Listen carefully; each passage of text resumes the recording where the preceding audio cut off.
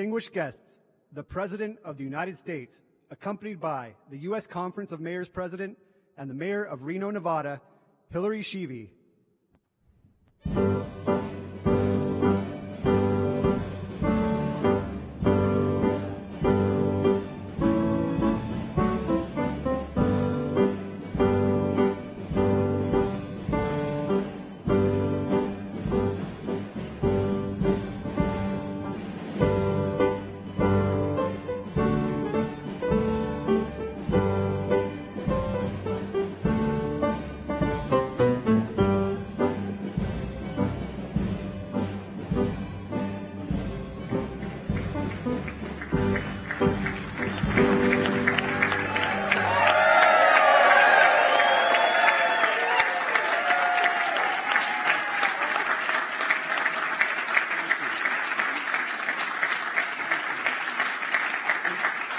Wow.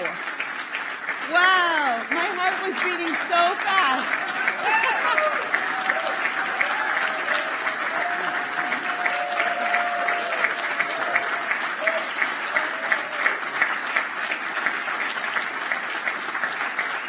That was a moment. That was a moment we were having. We were having a moment.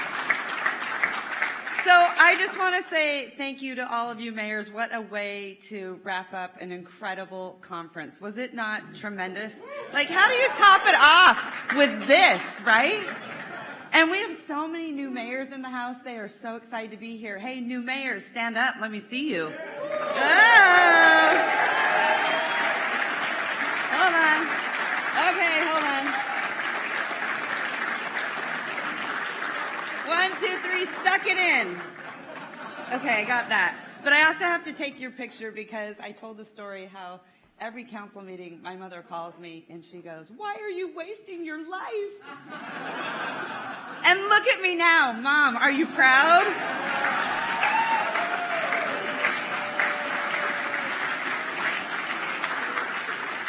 Okay. Yes, okay, so I get to do this. Like, this is the coolest thing ever. But before I start, I know I'm fangirling. Okay, I'm sorry. Anyway, before I start, I just need you to know how grateful we are for all the work that you've done on behalf of American cities. You have been the biggest champion.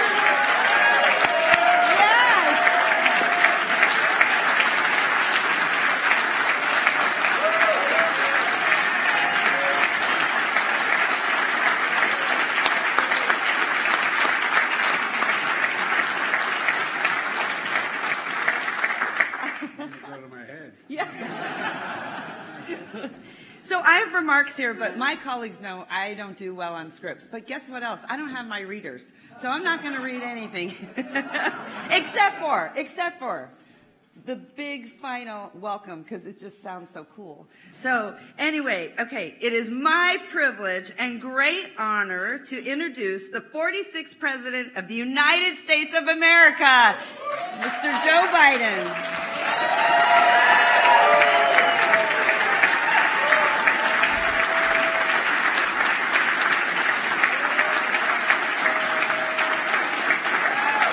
Thank you, thank you, thank you. Thank you. Thank you very much. Please sit down. My dad used to have an expression, quit while you're ahead.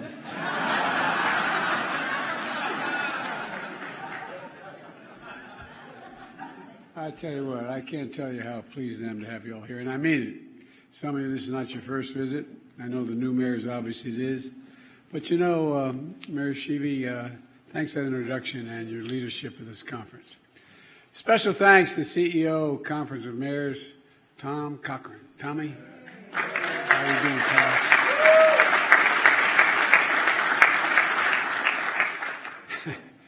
Who began his distinguished tenure in 1969. God bless you, pal. It's hell turning 50, isn't it?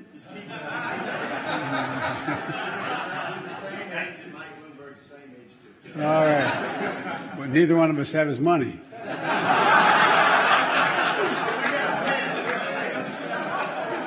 Well, thank you all and welcome to the White House. I mean, today we get some good news. We just signed a bill to keep the government open. I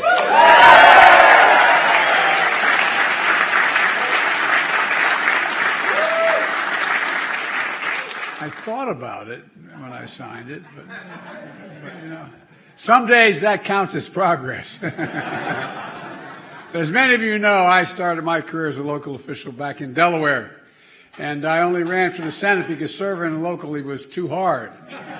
They know where you live, and they think you can solve problems that are beyond your authority. And believe me, all kidding aside, you have enormous respect I have enormous respect for the jobs you do.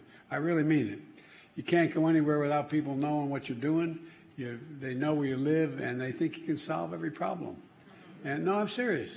The fact is you're answering key questions people ask every day. Is my neighborhood safe? Is it going to be okay? Will this bus get me to work on time? You know, my kids, they're going to have a good future in this town? Am I able to stay in my hometown? It matters. It matters what you do. Mayors get the job done. And I'm not just being solicitous. Those of you who know me for a long time know it's been my view from the time I got here as a United States Senator. That's why I've filled my administration with so many former mayors, including Keisha Lance Bottom, Steve Benjamin, Steve, we're good to see you, Mitch Landrieu, Marty Walsh,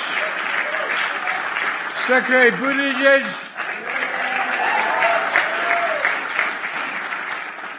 Pete turned 30 today.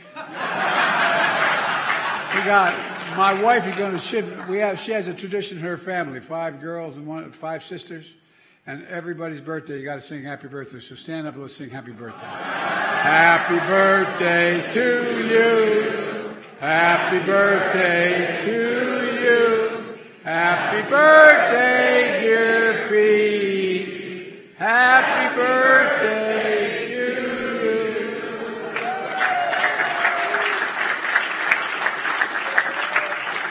And those of you who know my wife know I'm not kidding. By the way, I tell every young man who's telling me I'm thinking of getting married or something, I said, look, you have any advice? They said, yeah, pick a family with 5 sisters or more. And they look at me, what the hell is that all about? I said, it's really simple.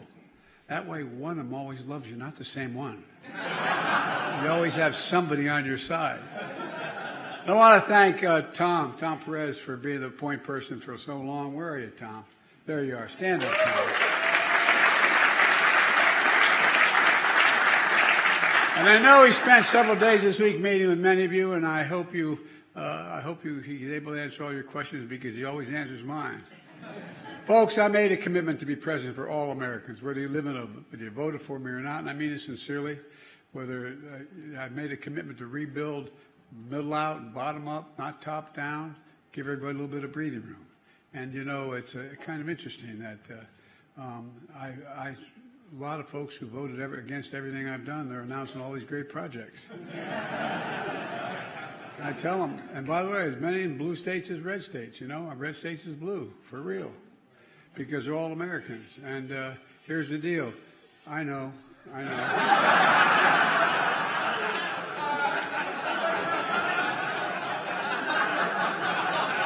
Tell the former president I'm busy right now. Look, but I always say some of the most ardent critics of me are announcing these great programs. And I say I have one comment. See you at the groundbreaking. Look, I've kept those commitments, and so have you. And I look at what we've been able to accomplish together. That's what I'd like to talk a little bit about today, and I could take a lot of your time, but the things that are on top of mind for you. Look, when I came to office, the pandemic was raging. The economy was reeling. Cities nationwide faced devastating budget cuts. And together we turned things around. You turned them around. You turned them around. And it started with the American Rescue Plan. $350 billion for state and local governments. Money to put cops back on the beat, teachers in the classroom, keep families in their homes. And train your workforces and get small businesses on their feet. Money directed to every single city in the country so you could decide how best to spend your money and meet your residents' needs without having to go through a state house or a governor.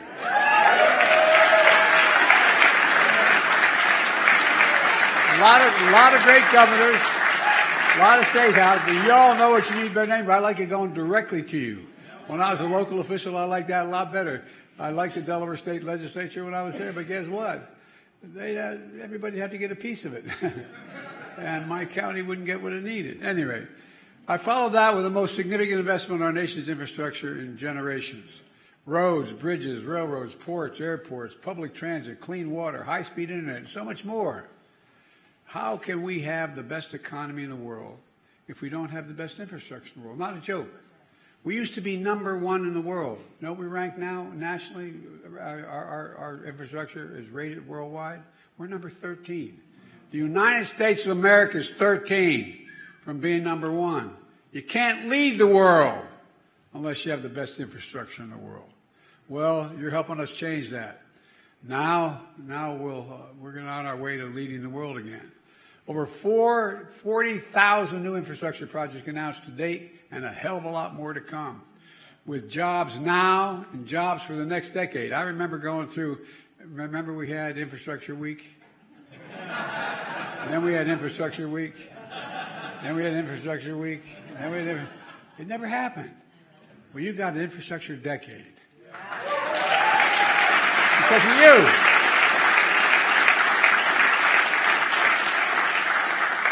Just yesterday, I was in Raleigh, North Carolina. Yes, sir. You got it, man. Great city, by the way. And we're investing $3 billion in the entire state for high-speed internet by the end of the decade. And we're doing that in all 50 states. You know, Franklin Roosevelt brought electricity to rural America. That's what he did because it wasn't there. And he realized that it was necessary to equalize the country and to grow the whole country. Well, we're bringing high-speed internet to everyone in America. Rural, it's the same thing. The same necessities, critical to our economy. How do you get by in a city, a state, a town, your home without access to the internet, affordable? We're not leaving anybody behind. Yesterday in North Carolina, I also highlighted a $1 billion for investing in a new rail line from Raleigh to Richmond. And that's $1 billion. It's going to create good paying jobs, make travel faster, and it's going to improve the environment considerably by getting tens of thousands of cars off the road, because every study shows if you get a chance to go by electric rail and or your car, you go by rail if it's the same time. They've cut the point going from point A to point B. Look, right now it takes about 3 hours to get in that route. It could be down to 2 hours. It changes everything. And each of you who give examples of infrastructure projects is the one happening now in your states. Look, with your help, we're also making the biggest investment in fighting climate change ever, anywhere in the world. We got more to do. Across your cities, working together to help small businesses install rooftop solar panels, electric buses, city fleets of all electric buses. I just met with a lovely woman who knows a little about the environment. Going to plant thousands of trees in her city. 1 million total. It's going to change, protect against extreme heat and so much more. My administration continues to work closely with you and your governors and respond quickly to the wake of devastating floods, tornadoes, wildfires, and hurricanes. By the way, when I started the job, I kept talking about the need for deal with the environment. So we don't have a problem. Anybody think climate's not a problem? Raise your hand. Come on, man. I've been around the world and on the ground with you, making sure to help strengthen the resilience and withstand the extreme weather and build back a stronger economy and bring back a stronger community. We're revitalizing fence-line communities smothered with the legacy of pollution.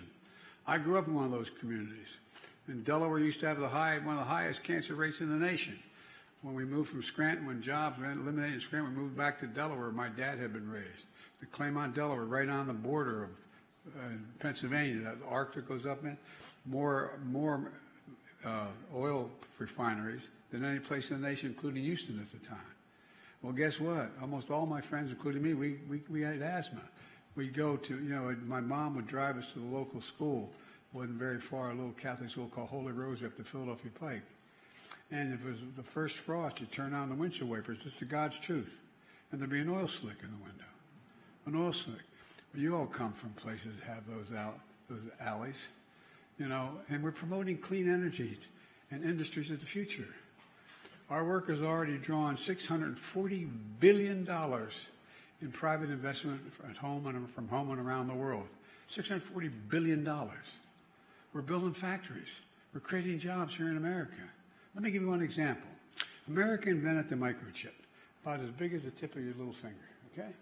We invented and went to the moon. We modernized it. We made it, it's necessary for everything from smartphones to dishwashers to automobiles. And over time, we went from producing 40% of the world's chips to producing less than 10%. And that's when I signed the Chips and Science Act. I got in a plane, and maybe I was a little nuts, and flew to South Korea. And I said, why don't you come invest and build those computer chips in America so we didn't have a supply chain problem?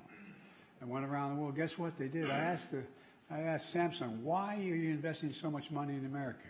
He said, because you have the best workers in the world, and it's the safest investment I can make is in America. Now semiconductors are investing literally hundreds of billions of dollars producing chips back home, here in America, your cities, your towns, so folks never have to leave home to get a good job. And by the way, even those historic investments that we made over the last 3 years, we still reduced the deficit during this whole period. All those investments, we still reduced the deficit by $1 trillion.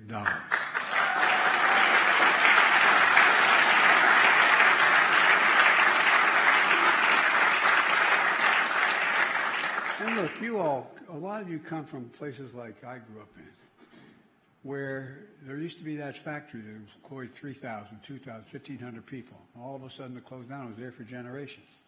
People lost heart. People lost literally a sense of loss. And it's particularly those of you from the near Midwest and the Midwest. Look at all the factories that picked up and moved. All our economic agenda has ignited a manufacturing boom now. Semiconductor boom, a battery boom, an electric vehicle boom. We're making things in America, in every part of America, creating millions of good-paying jobs. By the way, 800,000 new manufacturing jobs. And if you work well, by the way, these new factories, they call them when they're to build these chips manufacturing facilities. They have what they call fabs, factories.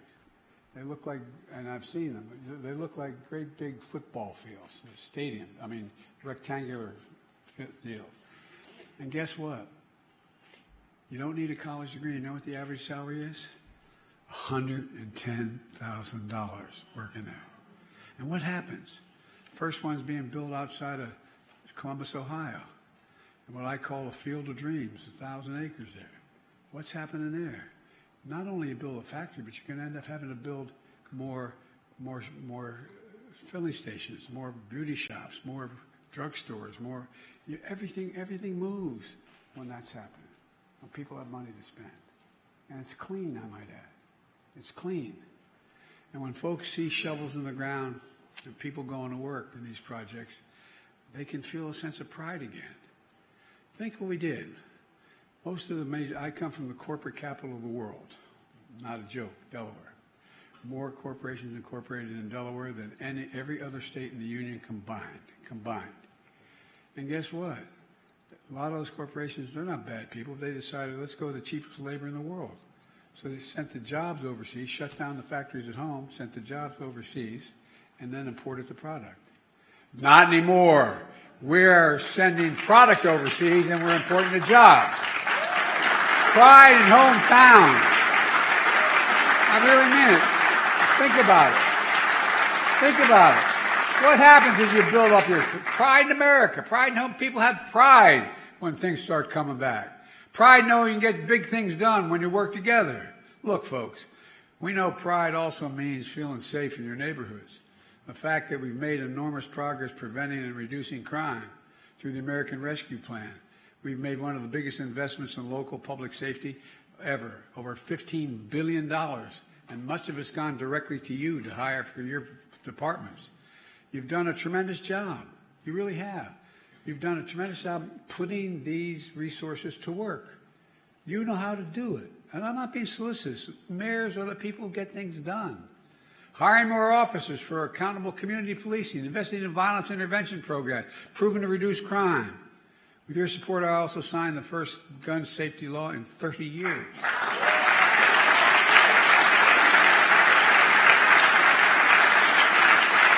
And we're working with you to implement it, to coordinate these efforts and create the first ever White House. What we did, my staff came along and said, we need a White House office dedicated to getting guns off the street and threatening and treating the trauma from gun violence, because there's a lot of trauma as a consequence. So we're deploying teams to meet with communities that have been victimized to make sure they get the help they need. It's working because of you, the mayors. But we've got to do a lot more. Some of you may remember a woman named Dianne Feinstein and Joe Biden passed the first assault weapons ban back when I was a senator. And mass shootings actually went down. So I'm still committed to banning assault weapons and high-capacity magazines. We've done it before and we can do it again.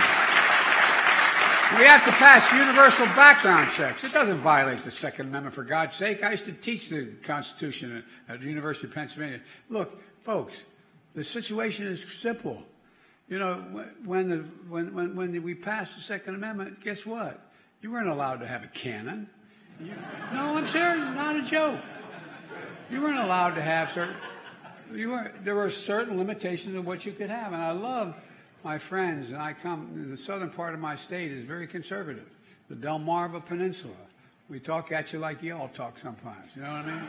But all kidding aside, it's just kind of amazing. They think that you could have anything. That never was the case. There have always been limitations on what you could purchase.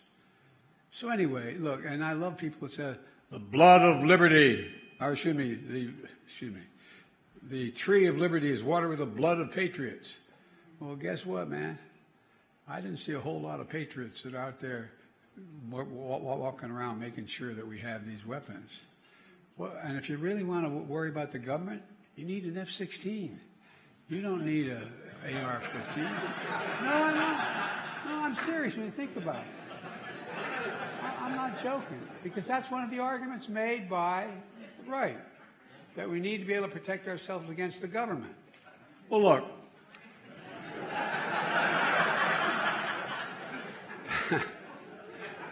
If Joe were here, she said, Joe, hush up, boy. Across the country, violent crime rates are falling. In some cities, it's going up, but overall, but not everywhere. Overall, they're falling, these rates. Down nearly in every major category. Record declines in homicide. It matters. And at some time, we've invested in the last little bit billions in improving mental health services to extend care, boost coverage, and address the causes of addiction and mental health issues. We're expanding mobile crisis services and community clinics. We're helping schools hire 1,400 new counselors. Mental health care is health care. It's health care. Yeah. It's no different if you broke your arm, if you need help. We have a moral obligation to have our folks' backs. And I want to thank you all. I mean, sincerely, I want to thank you all for what you're doing to support mental health all across the country. And the same is true for the fight to end homelessness and move people into supportive and permanent housing. We're your partner in this work. We got a lot more to do, I know. Across the country, a record 1 million new housing units are under construction today. We expanded rental assistance to over 100,000 additional families, the biggest increase in 20 years. And we've been working to cut red tape to make it easier for people to access federal housing benefits.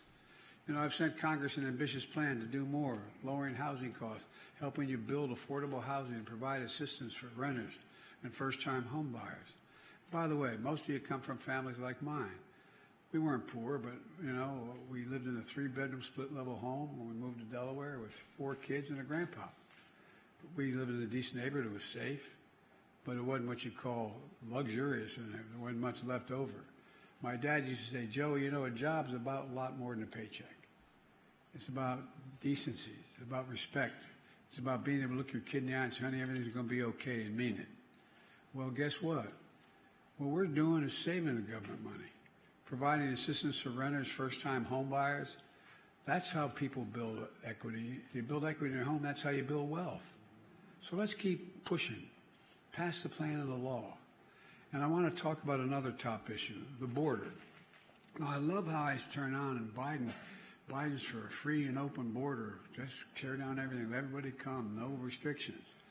Well, I used to be a bipartisan in this country, and it should be one again. I've been clear from the very beginning. The system is broken. My first day in office, I sent Congress a comprehensive plan on immigration reform. My friends on the other side have done nothing with that. Over and over, I've asked for resources to step up action at the border.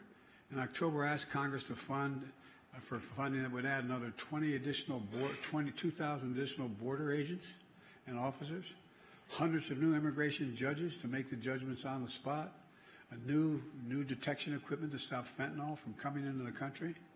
And by the way, I've worked with China and Mexico to slow the flow of fentanyl in the United States. As I speak, it's way down. So let me be clear. My team has been at the table for weeks now with a bipartisan group of senators to negotiate a deal, including border, because I believe we need significant policy changes at the border, including changes in our asylum system to ensure that we have authorities we need to control the border. And I'm ready to act. I think, hope God willing, and the creek not rising, as my grandpa would say. I think next week we ought to be able to work out something, at least in the Senate. And I'm hopeful it's going to be the bipartisan package the Senate is going to pass, God willing. Now, the question is for the Speaker and the House Republicans. Are they ready to act as well? They have to choose whether they want to solve a problem or keep weaponizing the issue to score political points against the president. I'm ready to solve the problem. I really am. Massive changes, and I mean it sincerely. Today, folks in America, with incredible help of your mayors, we've created 14 million new jobs. 14 million new jobs.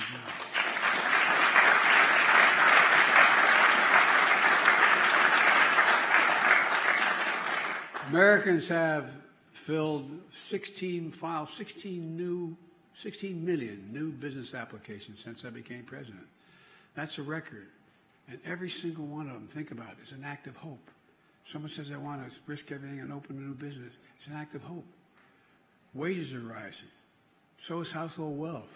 We have the lowest inflation rate and the fastest recovery of any major economy in the world. That's a fact. In fact, today,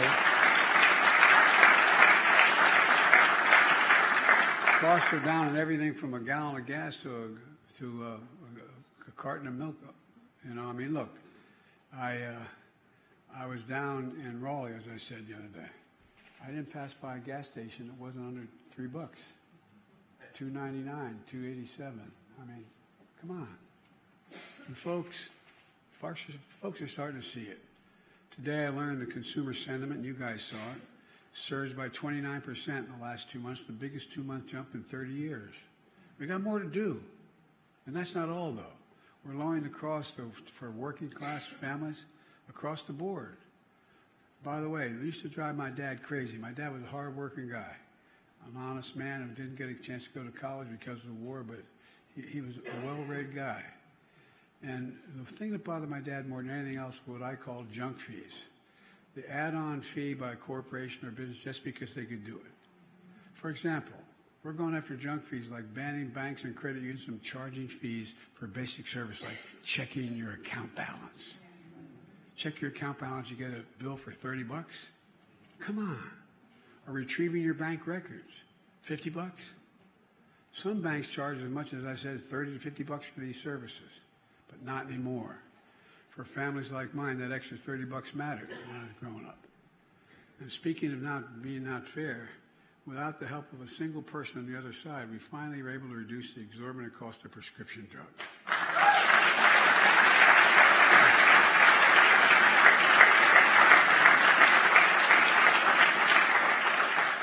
Any prescription, any one of you are taking for any purpose, and your town, you give me that prescription, and if I had the ability, I would take it to Ontario or Paris or Belgium and get it for anywhere from 60 to 30% less.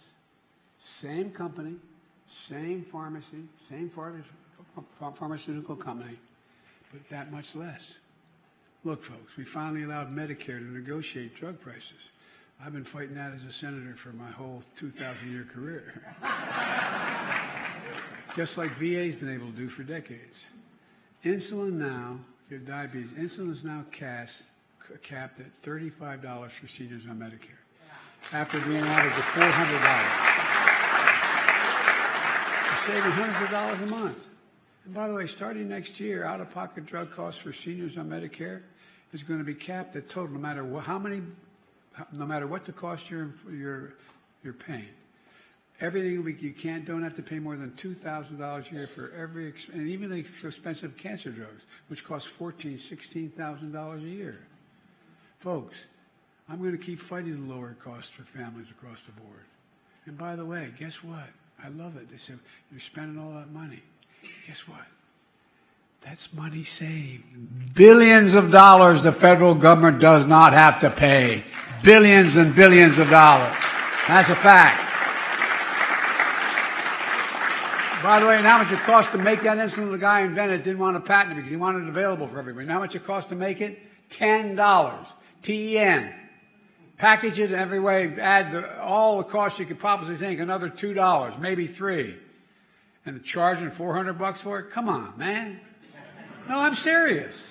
I'm not joking. But it saves the government money. It's not the government spending money. It saves the federal government billions of dollars a year. Billions. And it's going to save more. We have more work to do. But we're going to keep moving forward together, and God willing, as partners. Take student debt relief for public servants. You know I want to forgive all student debt.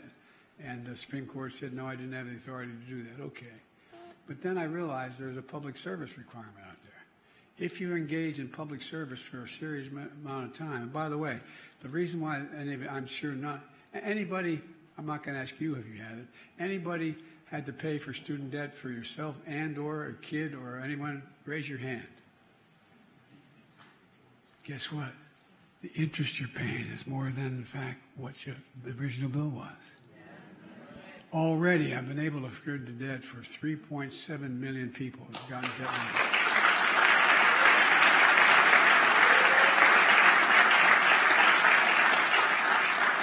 And by the way, when I originally got this passed, it was for everybody. And you didn't have to be a senior, for everybody. But my team was unable to get passed. I didn't have a bunch of mayors. I had a bunch of senators and congressmen. But all kidding aside, you know, I met yesterday in Raleigh with a dad who was an impressive guy. And he was a principal of the year, picked as a principal of the year in the state. He had 2 young boys. He lived in a lovely small home. And he had a debt that was $124,000 student debt, much of it interest. And he never stopped paying, but he always kept his payments going. It kept going up. Well, guess what? That debt's now forgiven. And by the way, he's a former high school principal and now an executive coach for the school district teaching principals. He said this debt relief was a game changer for he and his family. His 2 boys I met. I sat with them in their kitchen in their dining room for the better part of 2 hours. Now he can stay in the town that he loves, take care of his children in a way that they're able to meet the basic needs he has. It's not only fair, but it grows the economy. It grows the economy. So many who are being able to pay off their student debt are now able to go out and go buy a home, invest in a business, invest in other things in their families, to grow their families. And quite frankly, you, the mayors, are the key to all of this. I'm not blaming you if you don't want to get credit for it, but the point is, look, the fact is you're the ones responsible. You're the ones people listen to. You talk to people. You speak plain English or Spanish or whatever language they're speaking. You're able to speak to them directly. And you explain in simple language what you're doing. Because otherwise, people get really, really, really confused. We talk about, for example, in this speech they put together for me, they talk about the supplemental. Bless me, Father, for I've said. You all know what I mean, the supplemental request I'm making to spend money. No one knows what it is. I mean, people are busting their neck, no matter they have a college degree or not. You talk about a supplemental. What are you talking about? We got to speak plain language to people. And that's what you do. Look, let me close with this. Last week, I visited a small business community owners near Allentown, Pennsylvania. Almost heaven, almost Scranton. Almost. Close. Okay? Yeah. Almost Scranton. And if you notice, those of us, everybody's from Scranton these days. But, you know, it was, in my mother, who married my dad when she was 24 years old, and I guess lived in Scranton for those 20-some years and maybe another 10. My mother was in Delaware 35 years, and then she'd be somewhere, and I'd say, "Where are you from, ma'am?" She said, "I'm from Scranton." From Scranton. But look, they remind me how much our work matters. They said back in 2020, when we were down, that they lost businesses and they lost faces. This is in Allentown. All these folks in there, business leaders, a bike owner, a whole shop owner, etc. But then the laws we passed, they said, the work that they've all done together, helped them get back on their feet. They're able to support more cops, more firefighters in the community, more savings for health insurance because of the work we've done, more opportunities in manufacturing infrastructure, new jobs, new businesses, and a new cycle of hope. I know it sounds corny, but you're probably the only group that fully understand it. What do you want to give people who are hurting the most? Genuine hope. Hope they can get something done, that there's a way out. Places like Allentown, once left behind, are now coming back. I mean, for real. The folks I met in your cities and towns.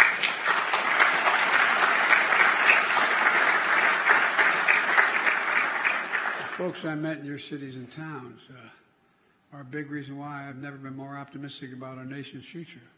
Like I said, I know I only look like I'm 40, but a little more than that. All kidding aside, been around a long time. And I've never been more optimistic in my whole life about the prospects for America, relative to every nation in the world. You know, all the talk, I'm supposedly an expert on foreign policy because I've been doing it so much. Well, let me tell you, remember everybody said China's going to eat us alive. Give me a break. China's got more problems than, as my dad used to say, Carter has little liver pills. I don't want them to do badly, but I don't want them to play fairly. We're more, look where Russia is. Russia's lost 300,000 forces. I mean, we are now, if we don't lose our footing, in the most powerful position we've been since the end of World War II. We had that post-war period where we knew exactly what we were talking about.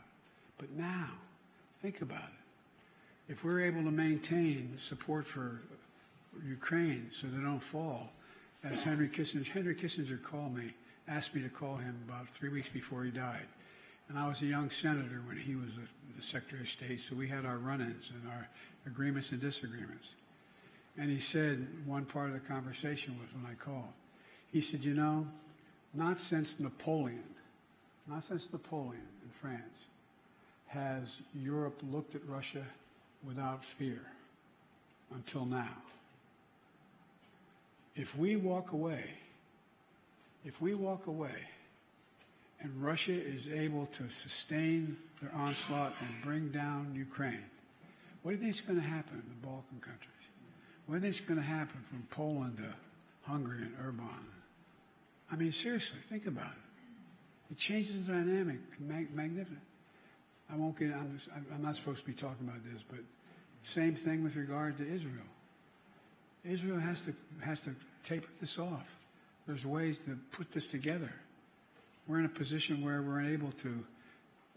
I think one of the reasons the Houthi, I can't prove this, one of the reasons the Hamas did what they did was I was about to work out a deal with Saudi Arabia, wanting to normalize relations.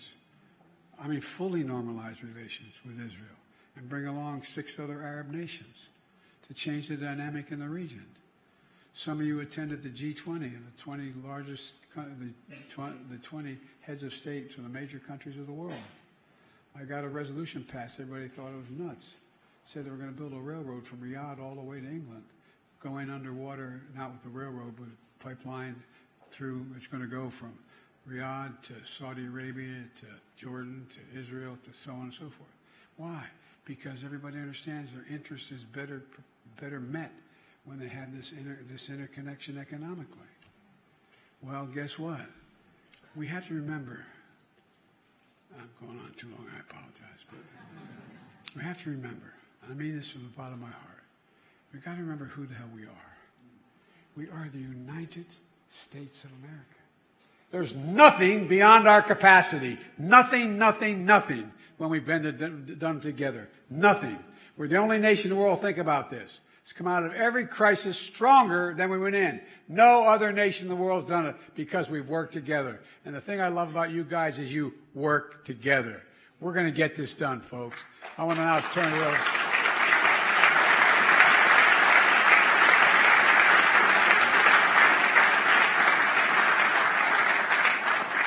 My grandfather, God bless you all. Now I'm going to turn it over to Tom. I'm going to take a few questions. Thank you, Mr. President. Can we give it up for Mr. President?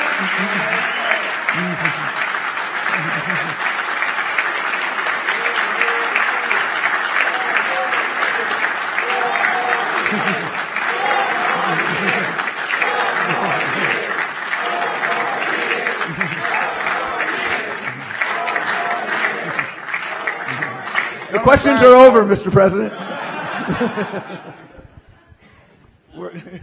We're going to first turn to Mayor Holt of the great city of Oklahoma City. Thank you, Tom. I want the record to show he didn't have to say 4 more years. He's a Republican.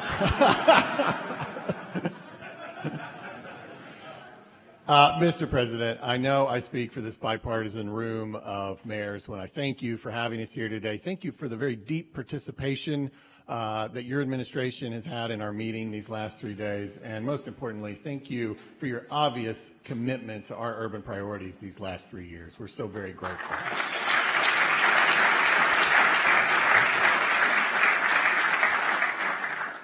I want to ask a quick question. You alluded to this a little bit. I think I can give you an opportunity to expand on it. Obviously, as mayors, we face countless challenges and opportunities, but it seems that at the end of the day, the most important one is always public safety.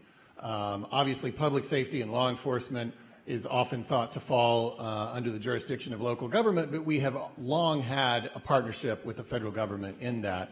And I think we'd all just love to hear, obviously we're gratified, as you alluded to, that crime rates have fallen across the country this past year, but I think we'd all love to hear, what are your thoughts and plans moving forward for how the federal government can partner with cities to continue that momentum and to help us keep our communities safe? Well, thank you, Mr. Mayor. Look, I spent a significant portion of my career as chairman of the Judiciary Committee, which did almost all the crime legislation that exists. And in the last administration, in 2020, for example, we had the largest increase in murders we ever had in all America. Not blaming on that president particularly, but think about what was happening. We had a lot of crises going on. We had the beginning of the pandemic, which wasn't being acted on. We had a lot of people just very, very upset, worrying about where they were. Mental health was deteriorating. And so when I got elected, I acted to turn it around. And so if you, in 2023, violent crime came down significantly. It's one of the largest yearly declines of homicide ever. The American Rescue Plan, which was a very, very big facility for you to draw on, was one of the largest investments in public safety ever. More police officers are put in the beat, invested in violent prevention, and it's because you did it and you had the money and you made the investment. And we signed the first meaningful bipartisan gun safety legislation. It still helped a lot. These phony gun, anyway, I won't go into it, but you did a whole lot. But mainly we were able to bring more police officers on and raise the standard expected of them.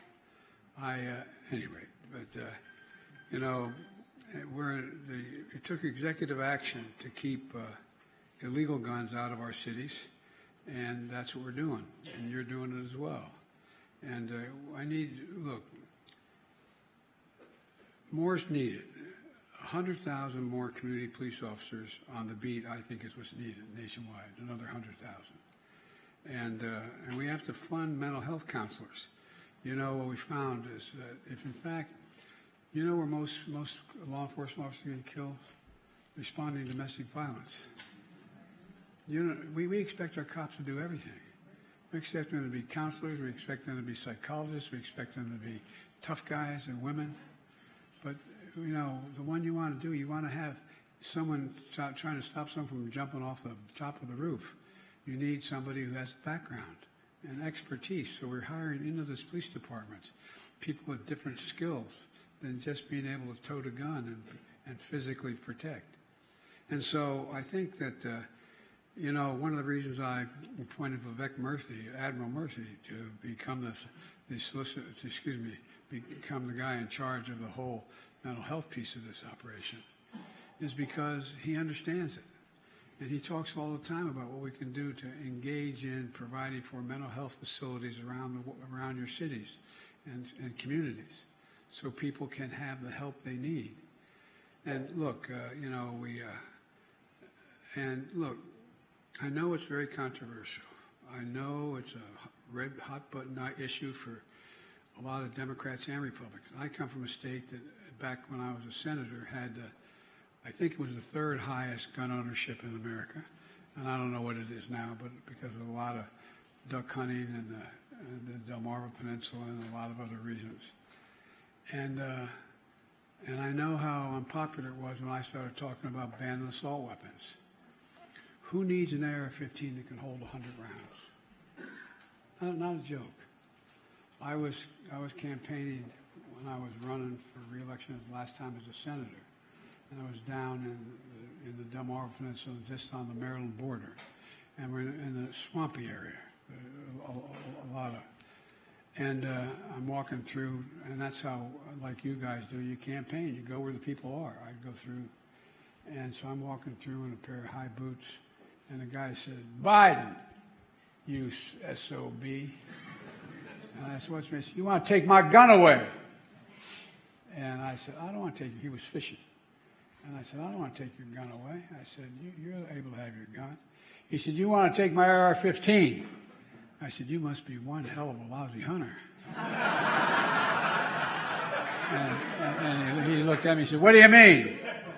I said, "You need an AR-15. It's basically a semi-automatic that can, in fact, fire off 20, 30, 50, 60 rounds." I said, last time I checked, deer weren't wearing Kevlar vests. And we got and then he calmed down, got in a conversation, started talking practically about what in fact happens. What in fact happens. And, you know, the other thing is background checks. There's always been a requirement of background check. And there was this 16-year-old kid who was able to buy an AR-15. Anyway, so I think we have to support community violence intervention programs as well. Many of you have those programs going in your cities and your communities. And you're seeing they work. You get people engaged and you get them involved. And so there's a lot we can do. I think a lot more we can do. But two of the things are making sure there's background checks for people to purchase weapons, number one. Number two, certain weapons you shouldn't be able to purchase because you're not able to go out and purchase a machine gun. I mean, anyway, there's certain basic principles that just make common sense. And I think, and again, you go back and look, if you want, I'll send you a copy of the study we did after the assault weapons ban lapsed, because it only could last for 10 years. I couldn't get it done again. And it's interesting. The number of mass shootings dropped precipitously when we had that limitation. Doesn't solve every problem. It's one of the things we can do. But at any rate, there's a lot more to say. I'm probably already saying too much. Our second and last question comes from Mayor Katie Rosenberg from the great city of Wausau, Wisconsin. Thank you so much. This is an absolute honor. Thank you for hosting us. You have a wonderful staff. Just about a year ago, the Vice President hosted a lead pipe summit here in Washington, and I attended that, and it was like shooting me out of a cannon. I ran home, and we started working on our plan to shore up and pull out all of those lead pipes, and we made our plan a 15-year plan down to a 5-year plan. But I'm curious, what other progress are we seeing about these lead pipes being removed across our nation? It's really important that we get that out of our drinking water. Thank you. Well, first of all, thank you for what you're doing. I agree. Let me put this in perspective. The research by the docs shows that reducing lead exposure for children, this is a study that was done, had the same effect on test scores, just take test scores in school, on test scores, as reducing class size from 22 to 15 students and less 1/10 of the cost. I mean, just give you one example of the impact it has on IQ formation and the ability to think and the like. So it's a significantly smart investment, number one. Number two, we have enough money that we're going to eliminate every lead pipe in America. Every one. It's going to take us about 10 years, but every single one, because you shouldn't think about it. You got 400,000 schools, kids going to the water fountain and drinking, water. You got so much else that's going on, and it makes a lot of sense. And by the way, it creates a hell of a lot of jobs too. But my point is, it just is. Look, exposure to lead impacts on brain development. We know that, particularly as it's developing, hazards to the health of people. It can damage the brain and the kidneys, and interferes with the production of red blood cells that need to carry the hydrogen. And studies show that lead exposure hurts cognitive function in children and can even knock off several points of their IQ. Despite these dangers, the knowledge of how dangerous this is, we're in effect where the CDC estimates that over half American children could be exposed to lead, with the exposure often coming from their own homes. The lead pipes, and it costs a hell of a lot of money to take that pipe from the water main to the house. It costs a lot of money. A lot of people can't even remotely afford doing it. But everybody's better off. Everybody's better off when we get the lead pipes out of the system. And look, our ambitious goal is to remove all lead pipes in America within 10 years.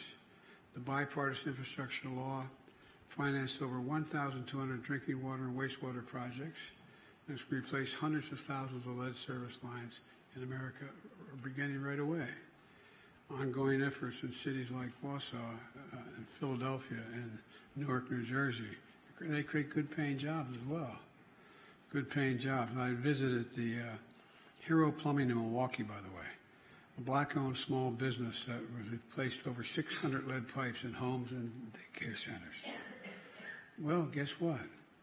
10-year effort to bring these is to bring these states, tribes, and labor unions, water utilities, and private companies together to deliver clean drinking water to every community in the world, in America.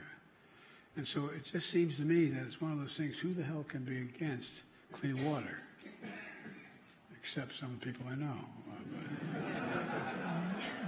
But all kidding aside, if there's everything you're going to expend money on, you want to increase the prospect of growth in schools. I mean, this was that study, extensive study done. It makes a big difference in terms of the ability to learn, the ability and long-term impacts on cognitive capability. But I'm convinced we can get it done. I'm convinced we can get it done. Thank you all very much. You're very patient.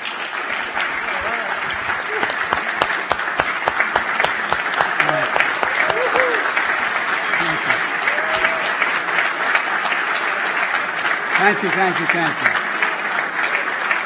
You're all welcome to spend the night.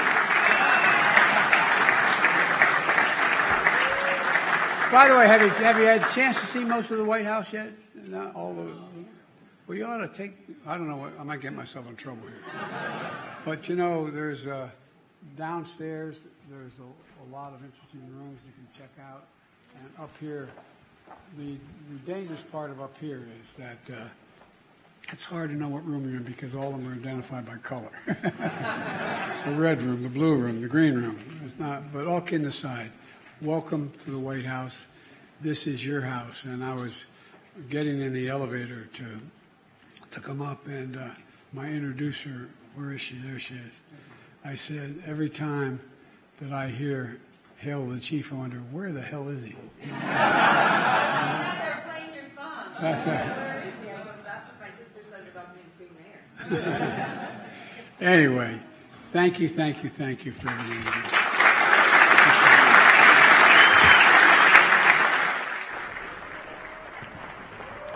Distinguished guests, please remain in your seats while the President departs.